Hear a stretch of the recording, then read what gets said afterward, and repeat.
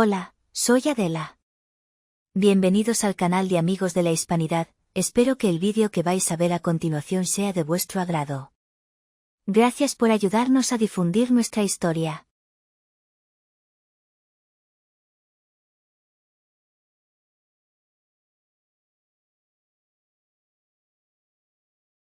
Buenas tardes desde España y buenas tardes desde Paraguay. Esta sesión que va a ser grabada y luego retransmitida por internet con el tema de ética, moral y política, una conferencia que nos va a dar el doctor Carlos Madrid, está organizada por el IPES, el Instituto Paraguayo de Estudios Sociológicos, la Universidad Católica de Misiones, San Ignacio Guazú, y la asociación, la cual tengo el honor de presidir, Amigos de la Hispanidad desde España. Las dos anteriores eran instituciones de Paraguay. Quiero dar un especial saludo al presbítero doctor Narciso Velázquez, que es rector de la universidad. Así que buenas tardes y este saludo va para el doctor Narciso. Bueno, nos va a presentar ahora el profesor doctor Matías Ramos Beitia, también miembro del Instituto Paraguayo de Estudios Sociales, nos va a presentar al ponente de esta tarde-noche. Adelante, Matías Ramos, la sala es suya. Bueno, gracias Alberto. Un saludo para todos desde la ciudad de Mar del Plata, República Argentina. Tengo el honor, gracias a Gustavo, de haberme permitido hacer esta presentación y que esto no es casualidad, no existen las casualidades, como digo yo, existen las causalidades. Yo que soy bastante inquieto, en un momento tomé conocimiento con Alberto. Alberto me brindó su amistad y su inquietud con la hispanidad y a través de su actividad eh, inmediatamente se lo comenté a Gustavo Cristaldo y a partir de ahí inició todo este ciclo en el cual estamos tratando de llevar adelante eh, la otra cara de la historia contra la leyenda negra. Nosotros que somos españoles, porque somos españoles del otro lado del Atlántico, nos sentimos así y somos hispanistas.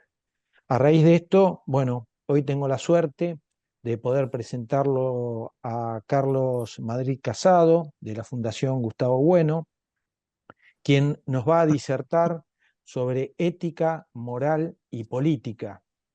Antes de introducirnos en el estudio de la bioética, es indispensable saber de qué hablamos cuando hablamos de ética. El problema es que frecuentemente se confunde la ética con la moral e incluso con la política. Desde las coordenadas del materialismo filosófico de Gustavo Bueno, mejor que de ética debe hablarse de ética, moral o política en función de la escala que se esté manejando, ya sea la del individualismo, la de un grupo o la del propio Estado. Estos tres planos, ética, moral y política, interesan entre sí y resulta imprescindible para distinguir claramente entre las normas éticas, las normas morales y las normas políticas, pues en muchas ocasiones entran en conflicto entre sí. Dicho esto, me toca ahora hacer la presentación de nuestro expositor, filósofo español, investigador asociado a la Fundación Gustavo Bueno. Ha sido profesor de estadística de la Universidad Complutense de Madrid y es profesor de matemáticas en el Instituto de Bachillerato de Excelencia de Madrid, licenciado en matemáticas y doctor en filosofía de la Universidad Complutense de Madrid. Varios libros ha escrito en Hispanoamérica y traducido en otras lenguas. Dicho todo esto, cedo la palabra a nuestro expositor, a nuestro orador Carlos Madrid Casado. Muchas gracias. Gracias por la muy amable presentación y en primer lugar pues es obligado dar las gracias a a todas las organizaciones que han hecho posible este evento, ¿no? Sobre todo porque esto es un puente más, ¿no?, entre España e Hispanoamérica y en particular Paraguay, pues para intentar, pues eso, habilitar un pensamiento, una filosofía, ¿no?, que nos une, ¿no?, tanto a los de esta orilla del Atlántico como a los que estáis a la otra orilla, ¿no? Entonces, dicho esto, el dejar constancia, ya digo, del honor que para mí supone estar aquí esta tarde con todos ustedes, procedo a comenzar la disertación sobre el tema que se me ha propuesto, ¿no? Moral, ética y política. Hay que decir que habitualmente cuando uno habla de moral, ética y política, los tres términos en muchas ocasiones se usan como sinónimos cuando no quieren decir lo mismo, ¿no? O se confunden unas veces unos con otros, ¿no? Generalmente el que en las últimas décadas más prestigio tiene, sin duda alguna, es el término de ética. Y aquí oímos hablar, pues, de bioética, ética de la inteligencia artificial, ética de la tecnología, etcétera, etcétera, ¿no? Pero muchas veces no sabe uno muy bien qué es lo que se está queriendo decir cuando se habla específicamente de ética. Lo primero que voy a hacer es intentar ver cuáles son quizás los significados que a día de hoy han calado en lo que tiene que ver con estos tres conceptos, ¿no?, con estas tres ideas. Y luego intentar explicar por qué vamos a descartarlos. Habitualmente la significación, el significado más habitual de estos tres términos es el siguiente, y es el que, por ejemplo, en España pues corresponde a la influencia, pues, de Aranguren, de Muguerza, de Adela Cortina, de Victoria Camps y de todos, pues, los profesores de filosofía de ética de esta rama. Esa concepción, que luego descartaremos, es la siguiente, ¿no? Se entiende que la ética es, por así decir, una reflexión sobre la moral. Dicho de otra manera, todas las personas, todos seríamos agentes morales. Actuamos moralmente, es decir, actuamos bien en unas ocasiones, en otras ocasiones mal, en otras ocasiones de manera neutral.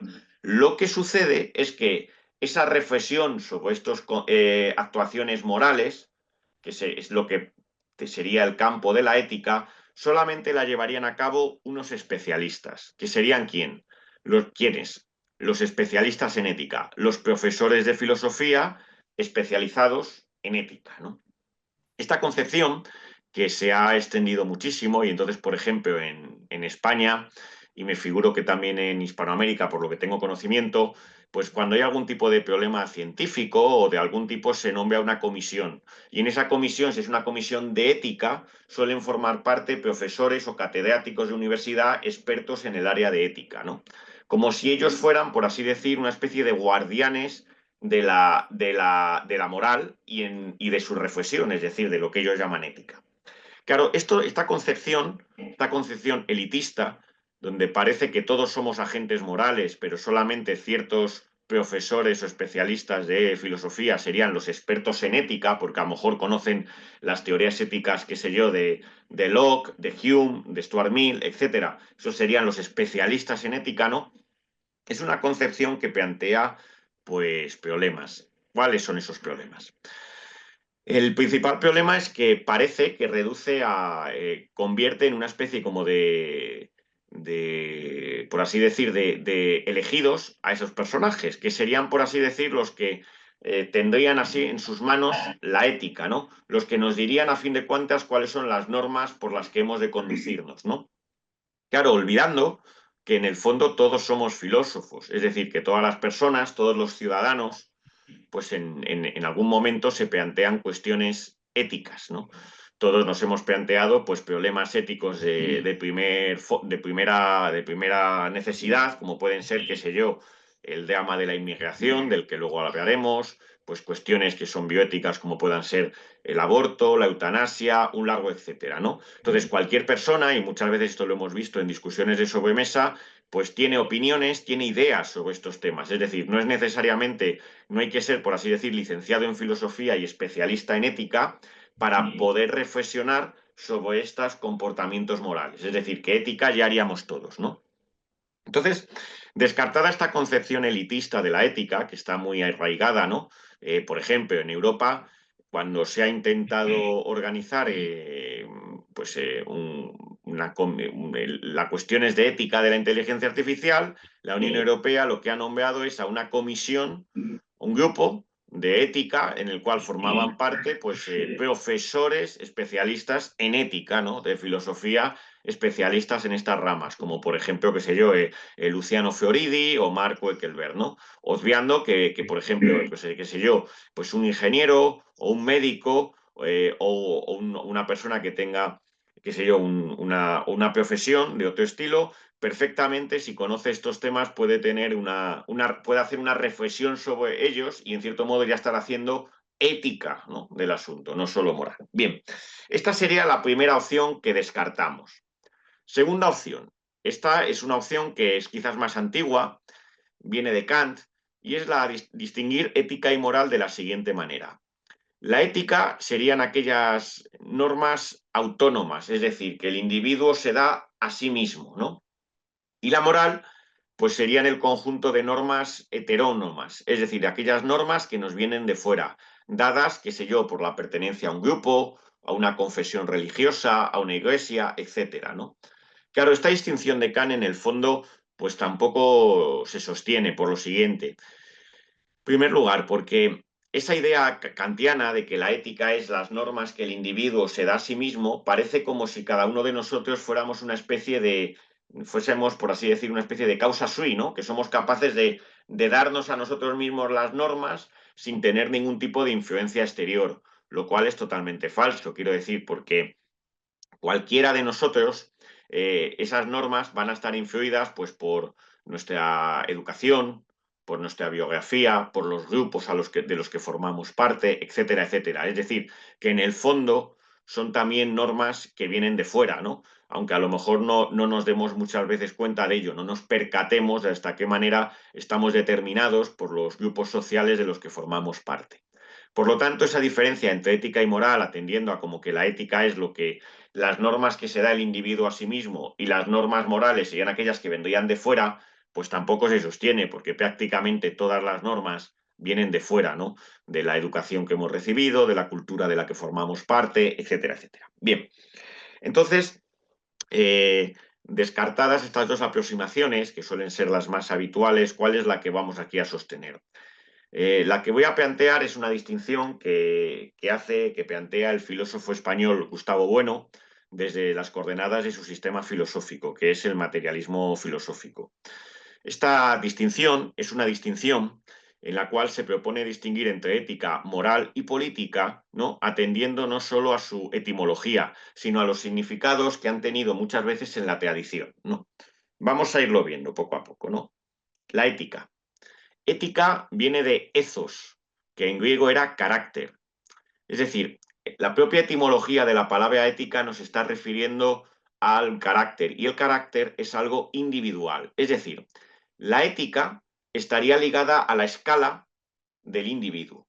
¿Y qué sería la ética? La ética sería el conjunto de normas orientadas a la salvaguarda del individuo. Es decir, ¿cuáles serían las normas éticas? Pues, por ejemplo, no matar, no dañar, no mutilar. También serían normas éticas, pues que hay que alimentarse para estar fuertes, que hay que curarse de las enfermedades. Es decir, las normas éticas serían todas esas normas que tienen que ver con la salvaguarda del individuo corpóreo humano. Es muy interesante reparar en que las normas éticas son universales, porque todos los individuos del género Homo, ¿no? Todos los individuos humanos, ¿no? Pues intentamos, por así decir, perseverar en el ser, ¿no? Intentamos mantenernos con vida, ¿no? Y entonces intentamos, pues, sobrevivir de tal manera que intentamos, pues eso, que no nos hagan daño, alimentarnos, no hacer daño, es decir, todo ese tipo de cuestiones. La ética en ese sentido es universal, ¿no? Se aplica a todos los individuos. Ahora bien, recuerden esto, la ética tiene que ver con la escala de los individuos y la ética está orientada, es el conjunto de normas orientadas a la salvaguarda de los individuos. Ahora vamos con la moral.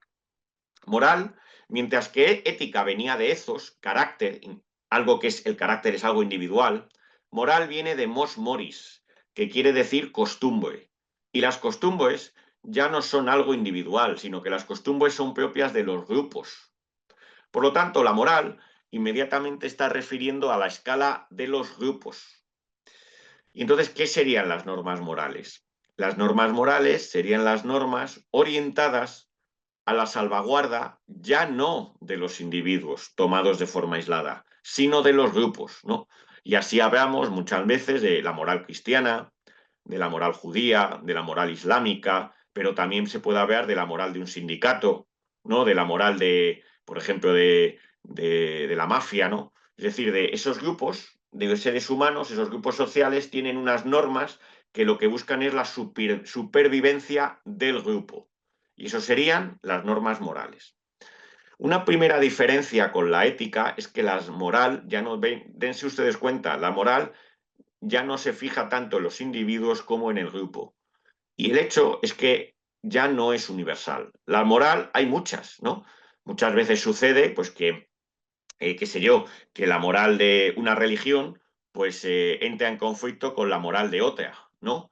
Por ejemplo, un caso pues típico es que la defensa de la persona que se hace en el catolicismo, ¿no? Entra totalmente en conflicto con, pues por ejemplo, con en el Islam, con la defensa que hay de los terroristas suicidas, ¿no? Esa visión que viene de Averroes de, pues de que en cierto modo todos los musulmanes están conectados en lo que sería el entendimiento agente, mientras que los dominicos desde toda la Edad Media siempre defendieron, con Santo Tomás, que el conocimiento va ligado a los cuerpos, ¿no? A los individuos, ¿no? Entonces, este conflicto entre la moral católica y la moral islámica, pues es un ejemplo de conflicto. Es decir, mientras que la ética es universal, en el sentido de que vale para todos los individuos, cualquier individuo, sea de una parte del mundo o de otra, busca conservar su vida.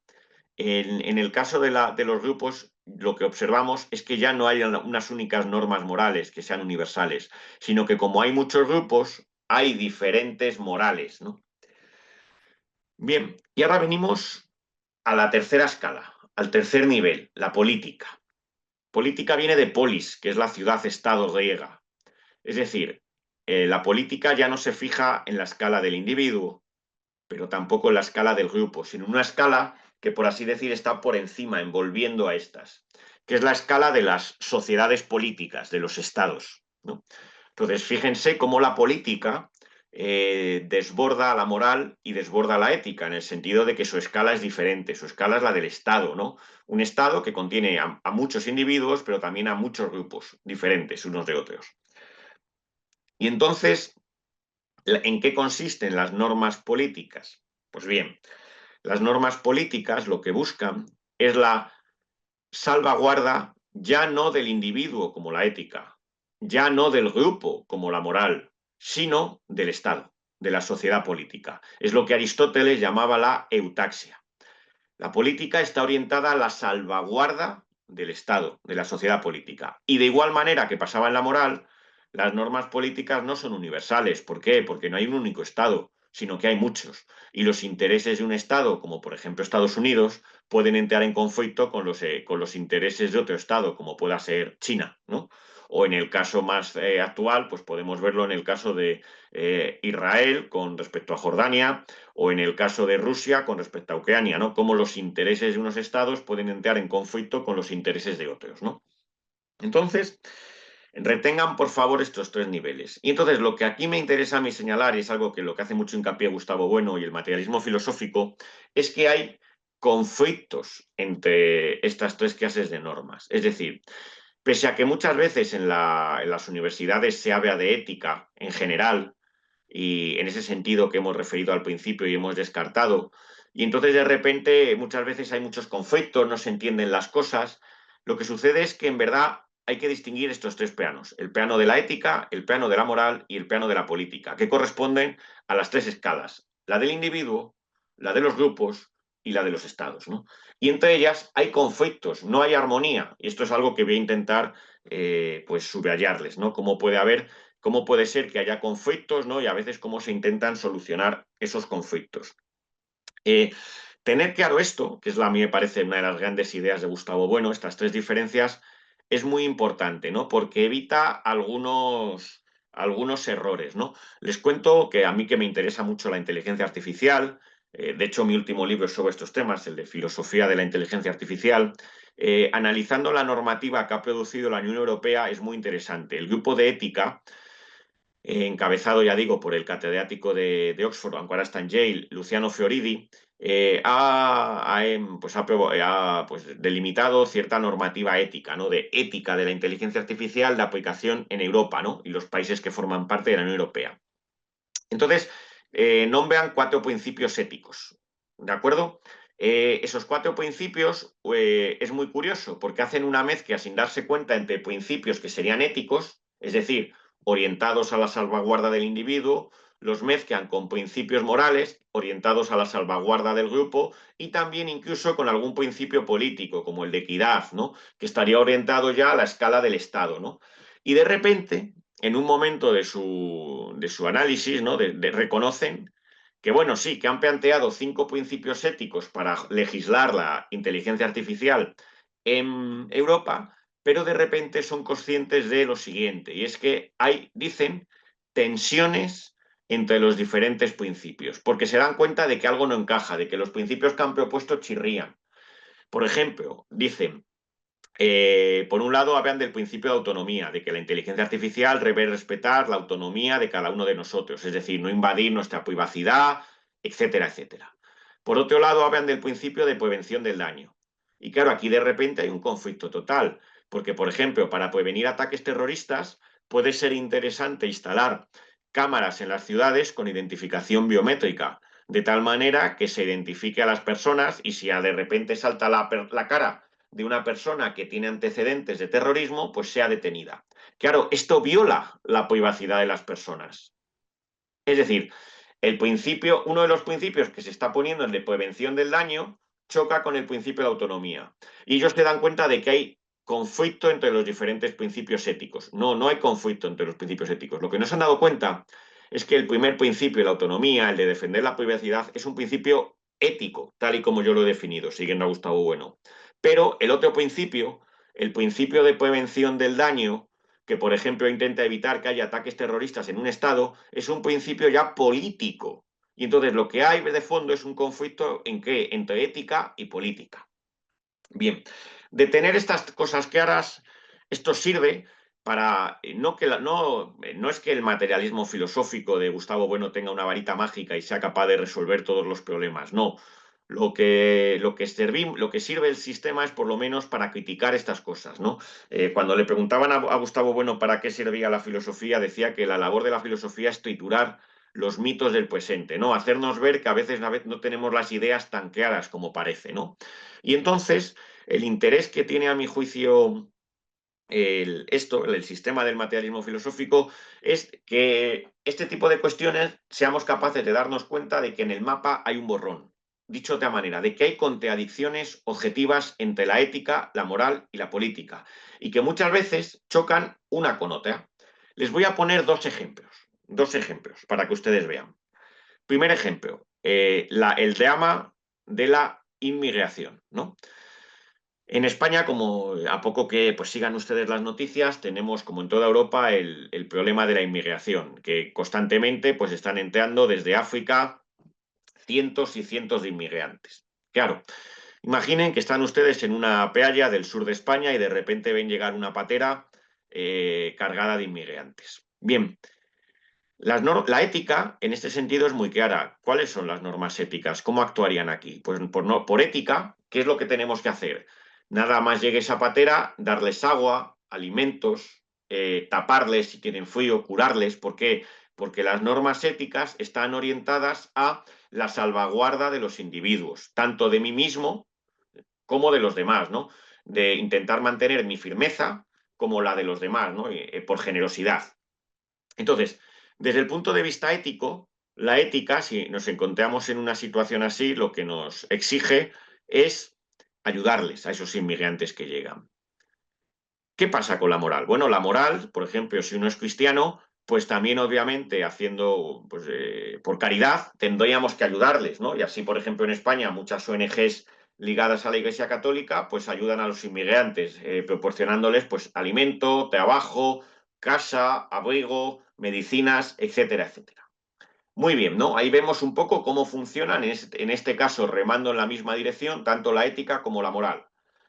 Pero claro, ¿qué pasa si a fuerza de actos éticos y actos morales un país como España da papeles para todos, ¿no? Abre las puertas, quita las vallas, ¿no?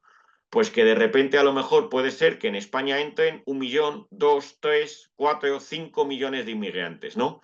Y entonces el país se desploma. Entonces, claro, ¿qué se pide a los políticos, no? Pues los políticos, si verdaderamente son políticos, es decir, orientados por el objetivo de la política, que es la eutaxia, es decir, que es el sostenimiento de la sociedad política, pues ¿qué tiene que hacer un político? Pues darse cuenta de que no pueden abrirse las fronteras, de que hay que, por así decir, poner vallas, de que hay que evitar que llegue la inmigración ilegal. ¿Por qué? Porque si llegan de repente España, que tiene casi 50 millones de habitantes, Nigeria tiene actualmente, creo recordar, casi 200 millones de habitantes, con una edad media de 18 años, ¿no? Edad media, un país como Nigeria de 18 años, fíjense lo que esto quiere decir, ¿no? De repente España acoge 2-3 millones, pues el país se desploma, se hunde, ¿no? Aquí se ve la contradicción total que hay entre la política, la ética y la moral, ¿no? Otro ejemplo, la guerra. La guerra. Claro, en las guerras, la ética se pone entre paréntesis, ¿no? Cuando dos estados entran en guerra, la ética se pone entre paréntesis. Hay muertes, hay víctimas, ¿no? Y desde un punto de vista ético, pues eso es condenable. Ahora bien, desde un punto de vista político, una guerra, desde el punto de vista de lo que es la eutaxia de un estado, puede ser prudente realizarla, ¿no? Quiero decir, por poner un ejemplo, en la Segunda Guerra Mundial, aunque murieron muchos soldados aliados, pues fue prudente que Estados Unidos declarase la guerra al Tercer Reich, ¿no? O que la Unión Soviética se defendiera, ¿no? Es decir, que aunque tuvo millones de muertos, pues decidiera luchar contra la Alemania nazi, ¿no? ¿Por qué? Porque el interés del Estado iba en ello, ¿no? Entonces, aquí, por ejemplo, en la guerra se ve muy bien, de nuevo, cómo la ética choca, entra en conflicto con la política. Y entonces, ¿qué es lo que tenemos a día de hoy? Pues tenemos, por así decir, que si uno echa un vistazo al panorama, ¿no?, de cómo se coordinan estos tres niveles, ética, moral y política, lo que observa es lo siguiente, ¿no? Observa que hay diferentes tipos de gestionar esas contradicciones que les he señalado, y les he señalado solo dos, entre ética, moral y política, ¿no? Por poner un ejemplo, ¿no? Hay sociedades que anteponen la moral a la ética y la política. Es el caso de las sociedades teocráticas islámicas, ¿no? Donde se antepone la ley islámica, la moral islámica, tanto a la ética como a la política en muchas ocasiones.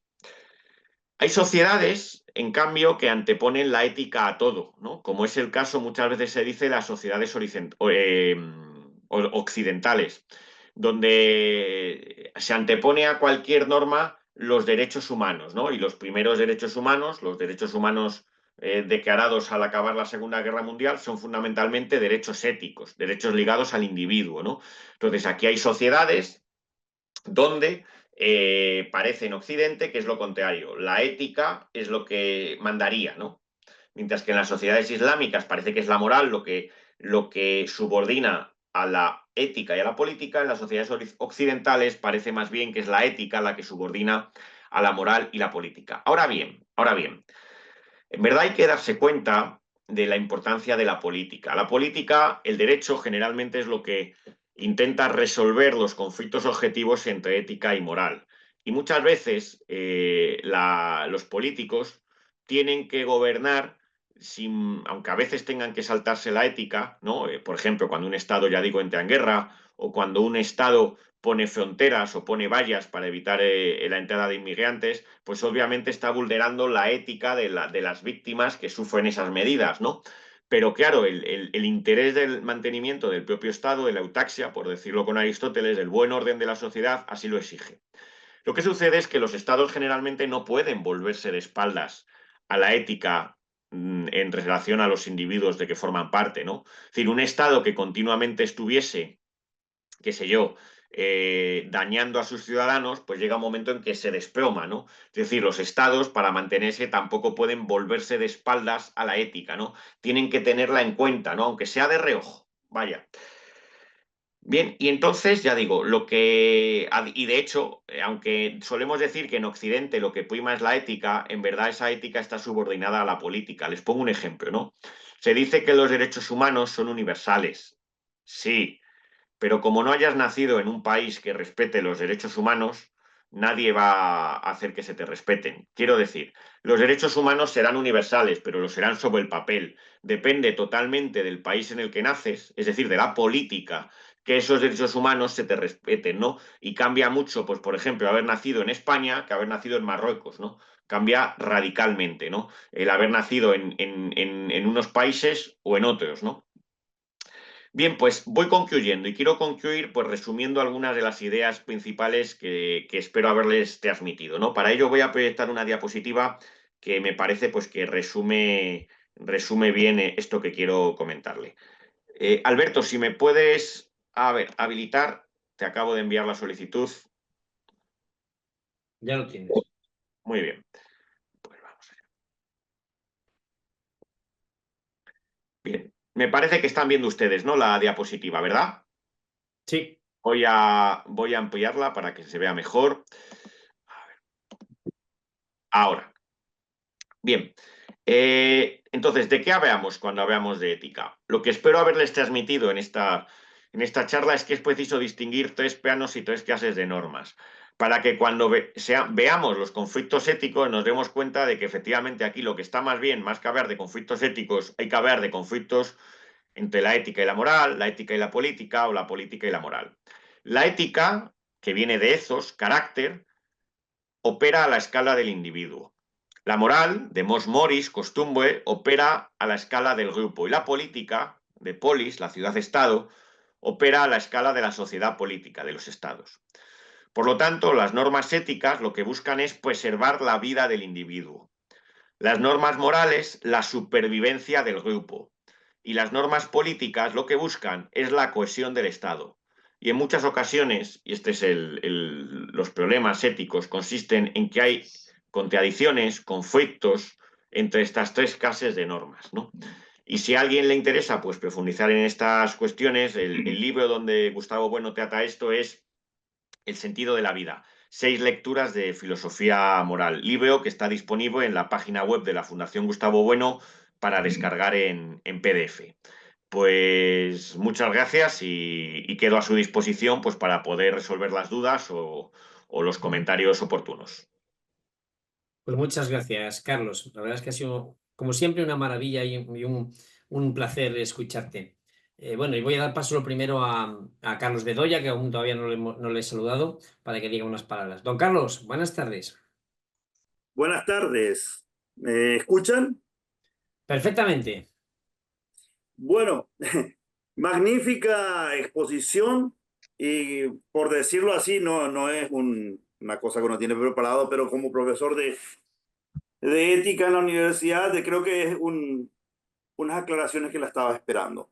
Creo que también se podría agregar en la cuestión esta de la moral que varía pues entre los grupos y los intereses de los grupos, también que varía en los tiempos, porque siempre que la moral de hace 30 años no es la moral de ahora y todo lo podemos entender, qué sé yo, cuando vemos las propagandas que pasaban en aquella época y que en esa época el grupo lo veía como bueno, como aceptable y hoy no.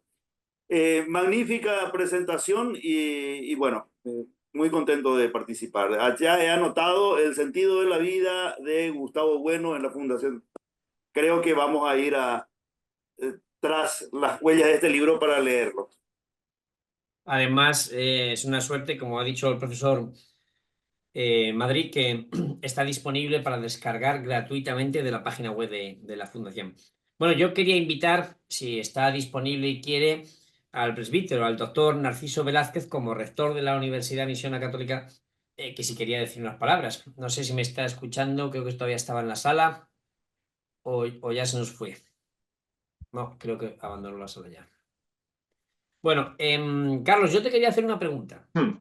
Como tenemos tiempo, que vamos bien de tiempo, y a lo mejor animo también al resto de contertulios, vamos a decir, en esta charla amistosa que hemos tenido con esta magistral conferencia, para que se animen a preguntarte algo. La ética es universal, y entonces hablamos de una ética, no de muchas, y la moral sí que hay muchas morales. Muy bien. Yo creo que hay veces en que, en situaciones, vamos a decir, límite, esta ética puede actuar en un sentido o en otro. Y me intento explicar. La ética es conservar la vida, tanto la propia vida de cada persona como la vida de cualquier individuo. ¿Cómo me explicas entonces o cómo entiendes que hay a veces en que muchas personas sacrifican su propia vida para salvar un hijo, una esposa, alguien anónimo, porque hay gente que se lanza al agua para rescatar a otra persona, poniendo en riesgo su vida, y parece que en ese sentido prevalece la moral, bueno, no sé, no la moral, prevalecería la ética del prójimo. No sé, no, creo que me he explicado bien para que... Sí. A ver, ¿cómo valoras esto? Sí, es un problema, no he hecho mucho hincapié en ello, pero la ética lo que busca es la preservación de la vida individual.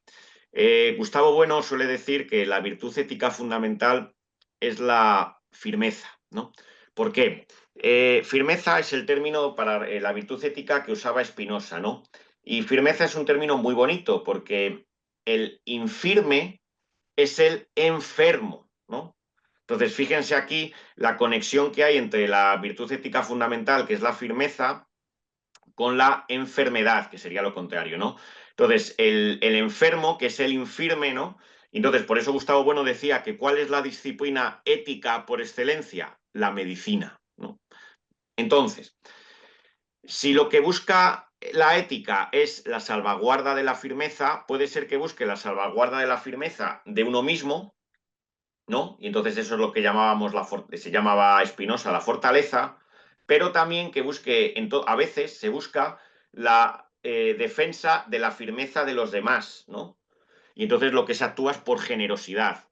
Ejemplos de cuando se busca ayudar a la fortaleza de los demás, pues es el ejemplo es la ética, ¿no? Es la medicina, ¿no? Los médicos son ejemplos magníficos de cómo con su profesión, la profesión ética por excelencia, lo que intentan es conservar firmes, ¿no? Es decir, no infirmes, no enfermos a los demás.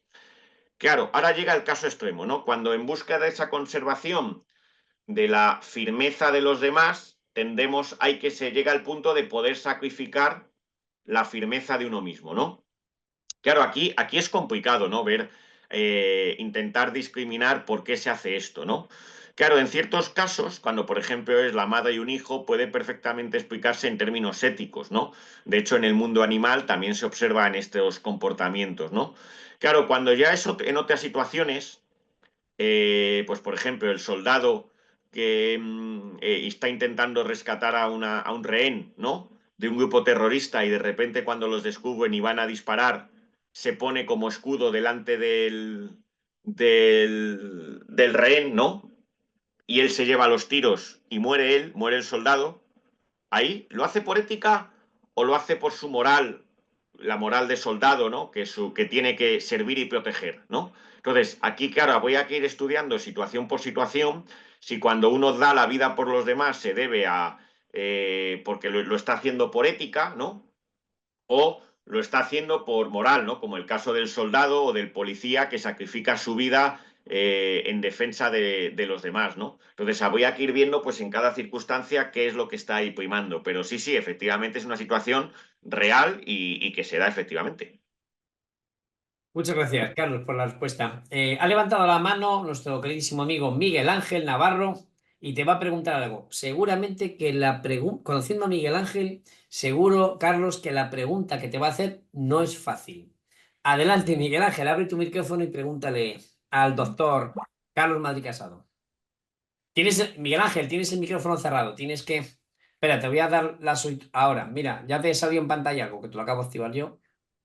Sí, no, más que, bueno, preguntar, abundar en algunas cuestiones en la medida en que los dos somos miembros de la misma escuela, ¿no? Si a Carlos no le parece mal. Sí, sí, por supuesto, Miguel La Ángel. cosa es compleja y toda la tradición filosófica ha analizado esas contradicciones de alguna manera o de otra. De hecho, la palabra ética tiene su raíz en la palabra griega ethos, que dependiendo de si se escribe con acento agudo o circunflejo, significa temperamento o carácter de una persona a la escala distributiva del individuo, pero también significa hábito. De hecho, mors moris no sería más que una traducción al latín de una de esas dos acepciones de la palabra ética. Y cuando uno estudia a Aristóteles, pues ves que tiene una ética a su hijo, a Nicómaco, y una política, claro. Y ya está muy claro en Aristóteles, que es uno de los padres de la filosofía, que los fines, Aristóteles, que introduce la doctrina de las cuatro causas, que la causa final de la ética es totalmente distinta de la causa final de la política. El ejemplo está claro en un soldado. Un soldado, evidentemente, sabe que por profesión depende de las estructuras políticas de la polis, en este caso de Atenas, por ejemplo, y que su función es morir en el combate, morir defendiendo el orden de la polis en función de la estructura moral de los políticos, que pueden ser políticos corruptos. O sea que las contradicciones entre ética y moral son constantes. Pero una cosa que señaló últimamente Carlos es que la ética no solamente tiene que ver con la fortaleza, la firmeza y la generosidad individual, sino con aquellos vínculos que tienen que ver, no, que son, digamos, inmanentes a la propia estructura etológica del ser humano como individuo mamífero, porque los seres humanos somos animales, lo de racionales ya lo dijo mucho más tarde Aristóteles. Entonces, por ejemplo, en todas las especies vemos los osos, por ejemplo, que la osa tiende a proteger a los osernos, porque si no llega un oso macho desplazado de su grupo y lo que primero que hace es matar a los osernos para que esa osa vuelva a salir del celo y preñarla a él y dejar su estirpe. Es decir, que la ética ya va ligada a una dimensión muy importante que es la dimensión etológica, donde un individuo, una madre, perfectamente se puede sacrificar por un hijo. ¿Cuántas veces hemos visto gente que se tira al mar para sacar a alguien que se está ahogando? Pero el que se tira tampoco sabe nadar. Al final se ahogan los dos. Parece que es algo muy irracional, ¿no? Entonces la ética tiene que ver con la firmeza de aquellos vínculos que son vínculos por vía sexual, que es el vínculo más fuerte que puede haber entre un hombre y una mujer, el vínculo sexual, o vínculos que tienen que ver con la amistad. Esto siempre te subrayaba Gustavo Bueno que el epicureísmo es más una ética que una moral, mientras que el estoicismo es más una moral que una ética. De hecho, si el Imperio Romano se mantuvo en algunos momentos de gran dificultad política, como por ejemplo la invasión de Germania, todos tenemos en mente la primera versión de Gladiator, que es una película que tiene un guión excelente. Yo la segunda ya no la pienso ver porque viendo la primera ves que es una película excelente. Bueno, pues evidentemente ves que hay una estructura de guión que está hecha según una moral estoica. O sea, el individuo cae en desgracia, el séptimo máximo meridio, tiene que sobrevivir, pero tiene que cumplir su venganza. Tiene que cumplir su venganza. Entonces, esta contradicción entre ética y moral es constante. Por ejemplo, la pone muy en evidencia Jean-Paul Sartre, que era un existencialista, nada que ver con el materialismo filosófico, en una obra titulada El existencialismo es el humanismo. Y precisamente porque la confrontación entre ética y política entre ética y moral y política compromete totalmente la idea de individual, de libertad. Sobre todo compromete totalmente la idea de libertad para. ¿En qué sentido? El ejemplo que pone Sartre es muy bonito, ¿no? Estamos en plena Segunda Guerra Mundial y un chaval de 18 años tiene a su madre muy enferma, a las puertas de la muerte. Pues el vínculo que tiene con la madre, ¿qué es? ¿Un vínculo moral o un vínculo ético? No, no, es un vínculo ético porque su madre es su progenitora y él la ama incondicionalmente como madre. Pero si se quedan en el pueblo cuidando a su madre, hasta que su madre muera, van a llegar los nazis, lo van a matar a él y a su madre, y además él va a quedar como un cobarde moral y político ante todos los compañeros que se han ido al monte a ejercer de partisanos en la resistencia. Entonces, y esto además fue real porque hubo un joven que se lo consultó a Sartre. ¿Qué hago? ¿Me quedo con mi madre y cumplo con mis deberes éticos? ¿O me voy al monte como partisano a luchar contra los nazis, que es lo que yo quiero en el plano moral y político? Pues no puedes estar en dos sitios a la vez. La contradicción está servida. De ahí que diga Sartre, el hombre está condenado a ser libre, porque hagas lo que hagas, vas a caer en contradicciones. Hagas lo que hagas, tu conciencia queda comprometida. Si te vas, a lo mejor mueres, o a lo mejor, pues yo qué sé, como se ve en la película El tren, ¿no? La de Frankenheimer. Pues a lo mejor, yo qué sé, te conviertes en un saboteador de los nazis y aceleras vamos, pues eso, contribuyes con tu granito de arena a la caída del régimen nazi. O Evidentemente eso implica que tu madre muera sola y desatendida. Si te quedas en tu pueblo, a lo mejor proteges a tu madre y alargas su vida y su vejez y se la haces más favorable. Pero vas a quedar siempre como un cobarde, para los que no quieran entender esa toma de decisión. Entonces, las contradicciones entre ética y moral están totalmente servidas. Y, por ejemplo, Carlos Madrid, que está estudiando también el tema del Estatuto Nosiológico de la Medicina, por supuesto, el principio hipocrático es primum non nocere. Primero, no hacer daño. Ahora bien, hay muchas ramas de la medicina que como tienen un estatuto nosiológico muy débil, como es el caso de la psiquiatría, pues ahí hay un conflicto constante de intereses entre la fortaleza ética del individuo y los intereses de las multinacionales farmacéuticas que lo que quieren es que la gente esté enferma y enferma crónica para gastar. O sea que hay muchos médicos que no tienen ningún interés porque la persona sane. Lo que tienen es interés es porque el individuo consuma psicofármacos. Pasa en el tema de la oncología. Bueno, usted, mire, si le damos fármacos va a vivir 6 meses, sin fármacos va a vivir 4, pues usted decide. He tenido algún amigo con cáncer de pulmón muy agresivo, entonces, claro, los compromisos entre ética, moral y política son complejísimos. Y el ejemplo más claro lo tenemos en España, es con la actitud del gobierno ante la tragedia de la Dana en Valencia, donde las contradicciones entre ética, moral y política llegan a ser auténticamente canallescas. O sea, canallescas. Y además muestran, por un lado, pues eso, la ineficiencia política de un sistema fragmentado en 17 autonomías, donde unos se pasan la pelota a otros en el plano moral, pero pues nadie quiere responder en el plano ético de por qué ha pasado esto, o por qué de haber actuado de otra manera, pues a lo mejor en vez de haber 200 muertos, habría habido solo 100. ¿Eh? La tragedia es la misma, pero en vez de haber 200 muertos, habría habido solo 100. Entonces, simplemente subrayar que la conferencia de Carlos es muy brillante, pero vamos, que este tema es un tema de los más complejos y que la filosofía de Gustavo Bueno está ahí no para solucionar nada, sino precisamente para plantear estos problemas en sus justos quicios. Y ya sé que me he excedido, pido disculpas. No, al contrario, Miguel Ángel, has introducido una cantidad de temas que nos darían para otras 2 o 3 charlas. Y antes de que Carlos haga alguna apunte a lo que tú muy bien has indicado, quería pedirle a Carlos que, ya que seguramente habrá aquí mucha gente que no ha leído muchos libros, ojalá que sí, pero igual no está muy al tanto de la filosofía que manejamos en la Fundación Gustavo Bueno, que por favor explique, Carlos, la diferencia o lo que entiende el materialismo filosófico por libertad para, que tú lo has nombrado, Miguel Ángel, y libertad de, que es muy importante coger ese concepto y explicarlo para que entendamos, para que todos entiendan a qué te referías. Entonces lo puede explicar el mismo Carlos cuando te responde, o si no, tú mismo, Miguel Ángel, como queráis. Oh, Carlos. Sí, a ver, el problema de la libertad es muy complejo, ¿no? El propio Gustavo Bueno intenta, frente a esa idea de que la libertad consiste en la autodeterminación, ¿no? Y que es un poco la que estaba presente en la crítica que le hemos hecho a Kant, en la distinción que hacía Kant entre ética y moral, ¿no?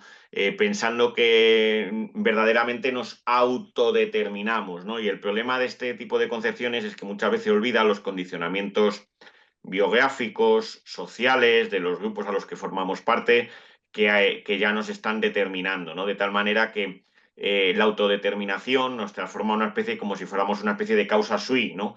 Con lo cual, Gustavo Bueno hace una crítica radical a esta cuestión, ¿no? Y entonces él va intentando, no, es muy complicado, en el libro del sentido de la vida, las personas interesadas podrán ahí profundizar, ahí va desarrollando una concepción materialista de la libertad, ¿no? Donde la libertad no es tanto decidir en un punto determinado, en cada instante, lo que uno quiere hacer, porque el que hace eso muchas veces, yo es que quiero hacer esto, más bien lo que pasa es que esa persona es una esclava de sus caprichos, ¿no? Sino que la libertad aparece a una escala mayor, a la escala de la biografía, ¿no? Cuando podemos ver la trayectoria de una persona de forma biográfica y ver si efectivamente, por así decir, por decirlo en términos estadísticos, ha conseguido desviarse, ¿no? Del resto del manojo de otras trayectorias, ¿no? Y entonces podemos entender a lo mejor el porqué de su libertad, hasta qué punto había hecho suyos, ¿no? Había hecho suyos pues ciertos condicionamientos, ¿no? En ese sentido, se trata de reivindicar aquella idea de Spinoza de que la libertad es la conciencia de la necesidad, ¿no? Y entonces, la libertad pues tiene que ver con ser capaz de desconectarse de ciertos condicionamientos que nos pueden rodear, de ciertos grupos, por ejemplo, ¿no? Que nos pueden rodear y que nos pueden condicionar, pero sin que ello quiera decir que el individuo vaya a quedar desconectado, aislado, como si hubiera un individuo atómico, una mónada. No, no, no. lo que sucede es que esa desconexión de ciertos grupos se produce para conectarte a otros, ¿no? De tal manera que lo que está pasando es que esa libertad consiste en que en determinado contexto te estás liberando de la presión de cierto grupo, pero a lo mejor para acercarte o verte condicionado por otro, ¿no? Y la libertad pues tiene que ver con lo que Gustavo Bueno llama las prolepsis, ¿no? La planificación, los planes y programas que cada uno de nosotros hacemos, ¿no? En nuestra vida, ¿no? Para dar a organizar pues el trato con las cosas, pero también el trato con las personas que nos rodean, ¿no? Y entonces Bueno, ya digo que intenta distinguir estos dos momentos que ya venían distinguidos en la tradición, ¿no? Pero intentarlos acopiarlos en ese esquema materialista, intentando huir de cualquier tipo de adherencia metafísica, ¿no? Ya es muy simplificado, simplemente no he dado más que 4 pinceladas, pero un poco para que por lo menos se vea por dónde va la cosa. Muy bien, Carlos. Bueno, vamos a ir ya acabando, casi ya llevamos 1 hora. Otra cuestión que me planteo yo, a colación de lo que muy bien ha sacado Miguel Ángel, todos nuestros amigos paraguayos y argentinos que están hoy en la sala conocen, yo creo, la desgracia que hemos sufrido ahora mismo en España. Miguel Ángel lo ha nombrado con esta gota fría, estas inundaciones que ocurren cada 15, 20, 25 años en el Levante español. Y ha sido la inacción del gobierno, del Estado. Seguramente ha provocado un mayor número de muertos y de víctimas de lo que, incluso daños materiales, de lo que podría haberse evitado, con lo que podría haberse evitado, ¿no? Entonces, voy a recordar a Mariana ese maravilloso libro que tiene en el cual pues justifica el regicidio. Ahora no hay regicidio porque nuestro rey es rey, reina, pero no gobierna, pero sí tenemos un Estado. Y nuestro Estado, hemos visto que, pues, son las palabras de Aristóteles que antes decías, pues no sigue la autopsia del Estado, porque la propia eutaxia del Estado obligaría al propio Estado a preservar la vida de sus ciudadanos por encima de muchísimas cosas. Dicho esto, si el Estado no cumple con su función de intentar ser eutáxico, está fallando. Siguiendo a Mariana, podría preguntarme si tenemos la obligación moral, voy a usar la moral, si tenemos la obligación moral de asaltar dicho Estado, aunque vaya en contra de me refiero a los ciudadanos, claro, aunque vaya en contra de las leyes de la democracia, la Constitución, etc. Es decir, hemos de saltarnos la ley, en este caso concreto, para la propia ciudadanía, la sociedad civil, mantener la autopsia del Estado cuando éste no es capaz de hacerlo. Menuda pregunta. Voy a intentar dar algunas ideas, ¿no? Sin atreverme tampoco a responder, porque tampoco hay una respuesta, por así decir, unívoca o fácil, ¿no? A ver, la cuestión es curiosa porque, bueno, lo primero que hay que decir es que en la escolástica hispana, ¿no? Escolástica de tradición católica, el tiranicidio fue defendido pues, por autores como Suárez o como Mariana, ¿no? ¿Por qué? Porque el poder, efectivamente, el poder que tenía el rey venía de Dios, pero, y esta es la clave católica, venía a través del pueblo, ¿no? De tal manera que si el rey desembocaba, degeneraba en un tirano, ¿no? El pueblo podía obrar mediante un tiranicidio, ¿no? Y quitarle ese poder, ya que en cierto modo el poder, aunque venía de Dios, pasaba a través del pueblo, ¿no? Bien, a día de hoy lo que hemos visto en Valencia es pues el desastre, yo creo, del estado de las autonomías en España, ¿no? Donde los partidos políticos han perdido como objetivo la eutaxia del Estado. Han perdido que la guía ya no es la eutaxia del Estado, de la sociedad política española, sino que su guía es la del mantenimiento del propio partido político. Por decirlo con los términos de la charla, en verdad los partidos políticos y los miembros de los partidos políticos en España están dejando de ser partidos políticos para ser, por así decir, partidos morales, ¿no? Donde anteponen los intereses del grupo, es decir, de mi partido político, sea el PP o sea el PSOE, anteponen esos intereses a los intereses de España, es decir, de toda la sociedad política, ¿no? Y entonces, en estas circunstancias donde hemos visto cómo pues, un gobierno autonómico pues, se ha visto totalmente desbordado, también habrá que analizar hasta qué punto el gobierno autonómico pues ha podido cometer o no fallos, ¿no? Pero lo que sí que está claro es que se ha visto desbordado por una situación que, como tú decías, Alberto, ocurre pues cada X años, ¿no? Pero que es una situación catastrófica, ¿no? Y donde el gobierno central, ¿no? Ha tomado una posición de omisión, es decir, de decir, bueno, si necesita ayuda, que la pida, ¿no? Es la frase que dijo el presidente Sánchez, ¿no? Donde posiblemente no ha querido tomar el mando porque sabe que en estas situaciones quien toma el mando muchas veces se mancha, ¿no? Y entonces ha preferido, pues decir, por así decir, que el marrón se lo coma el gobierno autonómico, ¿no? Y el gobierno estatal no tiene nada que ver, ¿no? Cuando, por ejemplo, recordaba el expresidente Felipe González, que cuando se produjeron las inundaciones en Bilbao, él inmediatamente tomó el mando de la situación, ¿no? El gobierno central tomó el mando, ¿no? Lo que hay que preguntarse aquí es que si esto que ha sucedido en Valencia no era una emergencia nacional, no era para que el gobierno central declarase la emergencia nacional, ¿no? Pues, ¿qué tiene que pasar para que haya una emergencia nacional, ¿no? ¿Qué tiene que pasar? Entonces, el tema es muy complicado porque en España, por desgracia, los partidos políticos, los principales partidos políticos cada vez están más preocupados de su lucha partidista, es decir, de sus intereses grupales, que del interés de la común, del todo, de la sociedad política. Bueno, te agradezco tu respuesta y tu evasiva, porque no me has contestado al final si tenemos el derecho de asaltar el gobierno o no. Pues Bueno, sí. podemos dejarlo ahí si quieres. No, Para no simplemente recordaría que lo de el derecho es la fuerza. Quiero decir que si la sociedad civil española es capaz de efectivamente encauzar determinadas acciones y modificar el rumbo de cosas, pues tendrá ese derecho.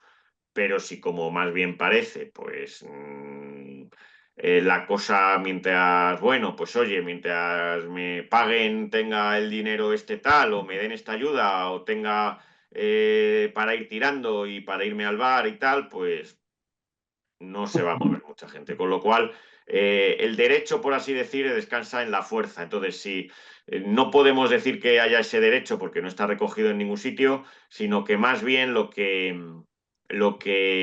habría que decir es que si la sociedad política, la sociedad civil española es capaz de reaccionar, pues se puede decir que efectivamente tenía ese derecho. Si no, pues no lo tiene, ¿no? Porque no tiene esa fuerza. Mira, te voy a leer antes ya de ir finalizando un comentario que pone un compañero del protocolo de Santa Pola, presidente de una asociación, a la cual le saludamos, el general ya retirado, don Alberto Ruiz de Oña, que algo sabe al ser general, algo sabrá de militares y de ejército, y nos dice aquí en el chat, claro que tenía que haberlo tomado porque la emergencia era máxima y además afectaba a 2 autonomías. Pues sí, efectivamente. Efectivamente, sí, sí. Mi querido Totalmente de general, acuerdo. sí que tenía que haberlo tocado, sí. Alberto es presidente del Círculo Complutense. Ay, que se me fue ahora. Bueno, que lo diga. De Alcalá de Henares, ¿no? Me llamo el Círculo Hispanista Complutense, creo que es su asociación, que está con el IPES y con nosotros en el protocolo de Santa Pola. Bueno, pues vamos a ir ya finalizando, ya hemos cumplido la hora. Gustavo, yo creo que vas a querer. No sé si alguien tiene alguna pregunta más, pues que la diga ahora. Y si no, Miguel Ángel quiere hacer una única reflexión, y luego le daré. que además viene al hilo de lo de Valencia, de lo que acaba de decir Carlos, que es muy importante, ¿no? ¿Qué sucede en una sociedad política cuando los partidos políticos que se supone que representan a la sociedad política, porque sociedad civil y sociedad política en una sociedad democrática son 2 conceptos que se ecualizan? Y esto lo digo ¿por qué? Porque se suele decir que Santayana y Santayana y Unamuno decían que el pueblo que no conoce su historia está condenado a repetirlo, ¿no? Quiero recordar que en sede parlamentaria, creo que fue en el 36, un poco antes, tal vez a raíz de los datos del 34, José Calvo Sotelo dijo que en España los partidos políticos ponían el interés de la supervivencia de sus propios partidos políticos y sus intereses por encima de la nación. Y esto en los años 30, o sea, casi hace 90 años. Bueno, 90 años. Y eso, digámoslo claramente, le costó la vida a Calvo Sotelo. No hace falta recordar quién mató a Calvo Sotelo y por qué se mató a Calvo Sotelo y que fue un elemento más, la gota que colmó el vaso, Miguel Ángel, Miguel Ángel, perdóname, ya que has sacado este tema, como estamos en Paraguay, en Argentina, puede que mucha gente que nos vea o que vea este vídeo que lo van a ver allí muchísimo, no sepa quién es, ni Carlos Sotelo, ni quién lo mató. Dilo brevemente para que quede grabado. No, no, bueno, pero diga Carlos Madrid, que lo puede decir mejor que yo. Yo es que no, simplemente era recordar eso porque él acentuó algo muy importante, que es cuando los partidos, precisamente como estructuras, digamos, grupales, cuasi mafiosas, destruyen la unidad de la nación y destruyen la eutaxia de la nación. O sea, porque claro, si el Estado va en contra de la nación, entonces, ¿qué es el Estado? Es decir, vulgarmente se decía, la nación eso es un apotegma de la Revolución Francesa. La nación es el pueblo en armas.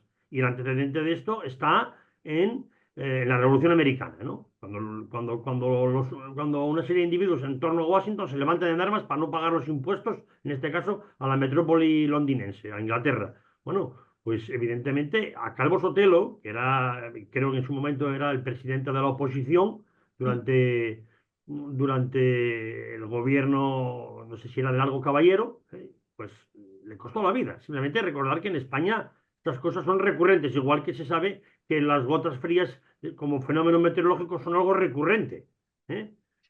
Todavía estos Y días es algo recurrente, además, en muchos países hermanos de Hispanoamérica. Es que llevamos muchísimo tiempo sufriendo estas vicisitudes, tanto aquí en España como en países de Hispanoamérica.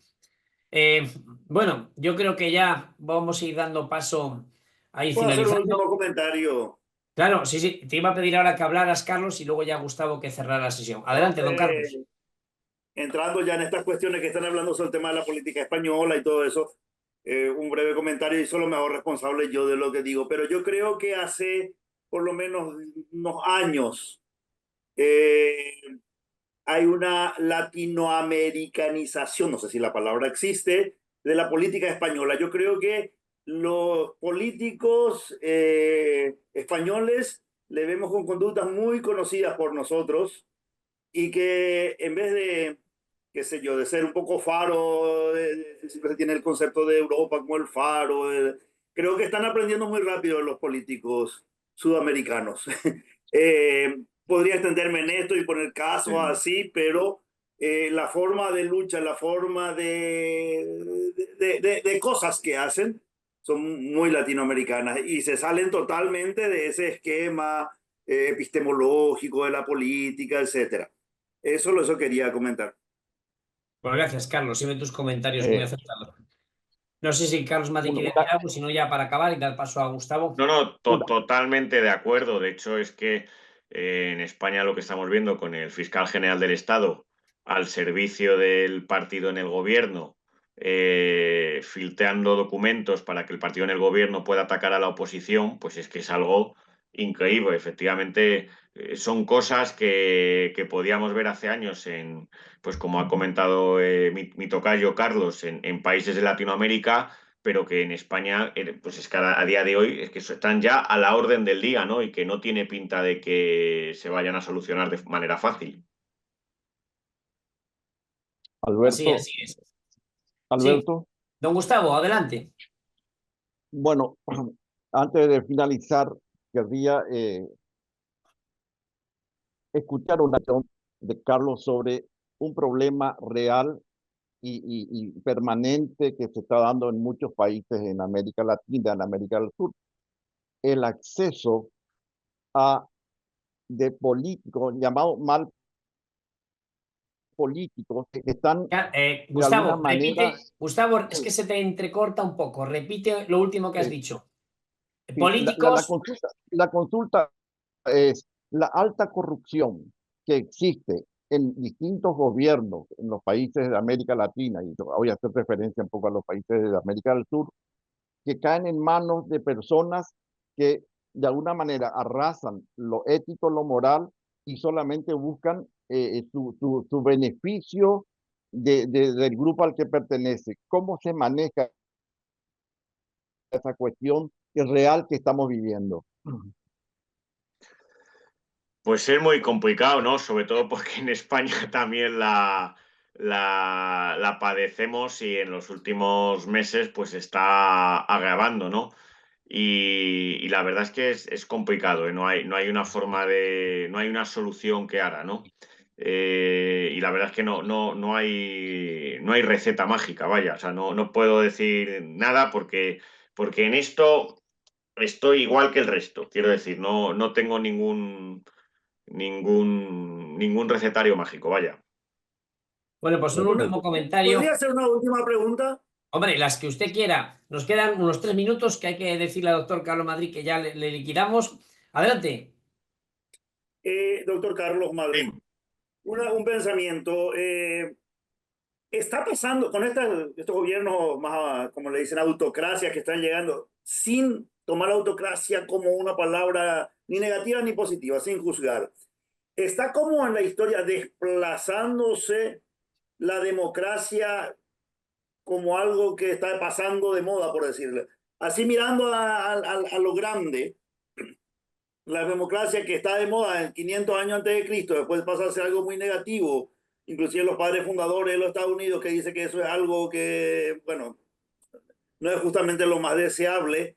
Y hoy día la democracia no es lo mismo que ser antidemocrático, pues no suena ya tan mal, vamos a decir, porque con todas las críticas que se le hace a la democracia, podría ser que la democracia, mirando en macro, probablemente va a ser una herejía lo que digo para muchos oídos, pero es como una tendencia que va pasando de moda.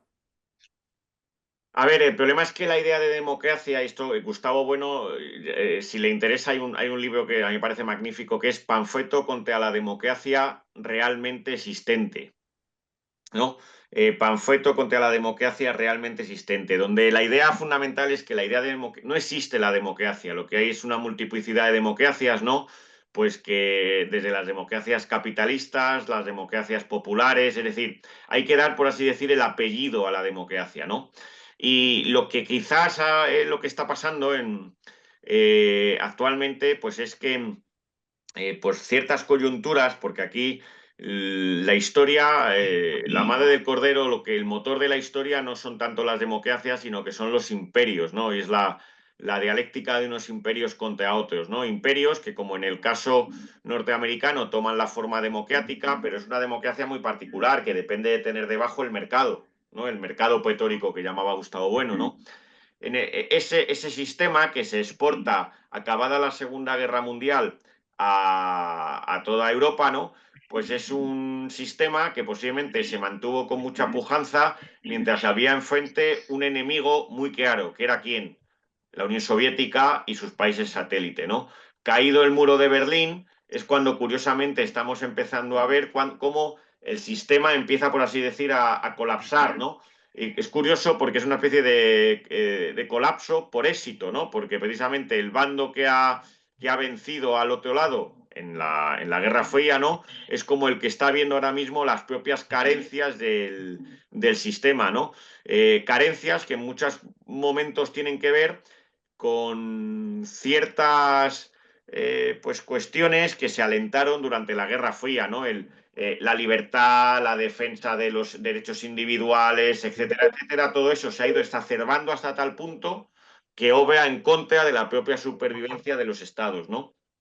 El problema aquí es ver que a lo mejor más importante que la idea pura de democracia es la salvaguarda del propio Estado, ¿no? Porque al fin de cuentas el Estado es lo real, ¿no? La sociedad política en la cual, el barco en el que estamos montado cada uno de nosotros, ¿no? Perdón, ¿puedo hacer una acotación a lo que decía Carlos? Y yo creo que nos quieren hacer creer que vivimos en democracia, pero en realidad estamos viviendo la partidocracia, Mm. que son los intereses de los partidos y no los intereses del pueblo. Entonces el pueblo está como un hámster, girando siempre sobre la misma rueda, y los intereses que van cambiando y van mutando son los intereses del gobierno de turno, que es la partidocracia. Y los intereses del pueblo, como en el caso de lo que estaba comentando Alberto, si el pueblo puede sustituir la ausencia o la negligencia o la omisión de asistencia del Estado, del gobierno, que tiene la obligación, la carga, porque ya es un deber, ahí es la obligación y la presencia efectiva del Estado para salvaguardar las vidas de las personas, de los ciudadanos, ahí negligencia. y ahí privo el interés del partido sobre el interés del conjunto de la ciudadanía. Entonces me parece que ya no es que ha pasado de moda la democracia, sino que estamos viviendo la partidocracia. Simplemente esa es mi humilde opinión. Lo que pasa simplemente es que, por lo menos en España, el pueblo está tan partido, ¿no? Por usar la expresión partido, como los propios partidos políticos que están en el Parlamento. Es decir, que esa fractura que vemos en el Parlamento está, yo por lo menos lo veo en los compañeros de trabajo, profesores también, es igual, quiero decir, hay una incomunicación total, ¿no? Entonces es muy complicado porque al final ese pueblo en el fondo también está tan partido.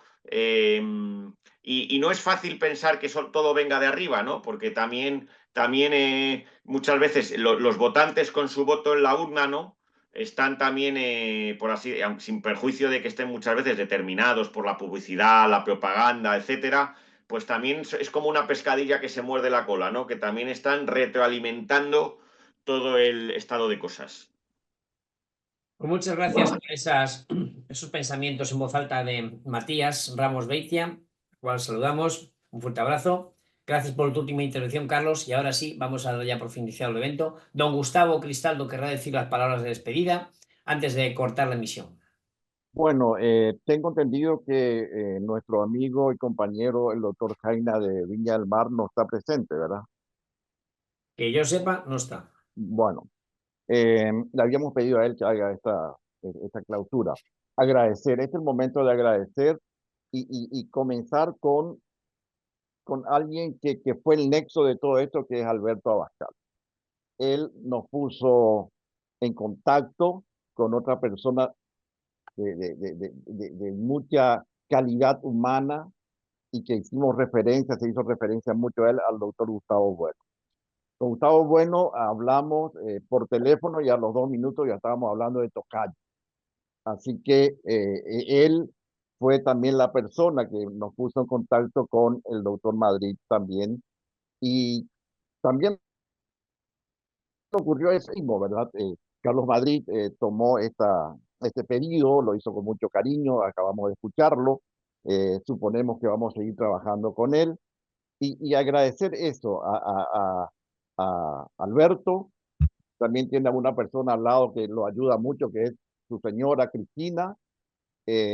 También al doctor Bueno por esta gentileza y a Carlos por esta exposición magistral, muy clara, muy interesante para ir separando los conceptos entre ética, moral y política. Quiero resaltar lo siguiente, por último, que trabajar con el Amigos de la Hispanidad, con el Grupo de Santa Pola, con la Universidad Católica de San Ignacio Iguazú y el IPE es muy alentador porque lo hacemos dentro de un clima muy cariñoso, muy ameno, entonces las cosas pueden salir bien y pronto como en este caso. También quiero resaltar por último es la presencia de nuestro rector de la Universidad Católica, el doctor Narciso, quien estuvo un tiempo, visto aquí, compartiendo esto. Y a la directora de nuestra contraparte también de San Ignacio Iguazú, la doctora Benítez, quien, no puede estar con nosotros esta noche. Así que el agradecimiento y a Carlos, no sé, unas palabras, Carlos, y muchas gracias de nuevo, mi querido Carlos Madrid. Pues nada, querido Gustavo, un placer, encantado de haber estado aquí esta tarde con vosotros y pues nada, esperando que no sea la última, que más adelante podamos volver a conectarnos. Pues así será, Dios mediante.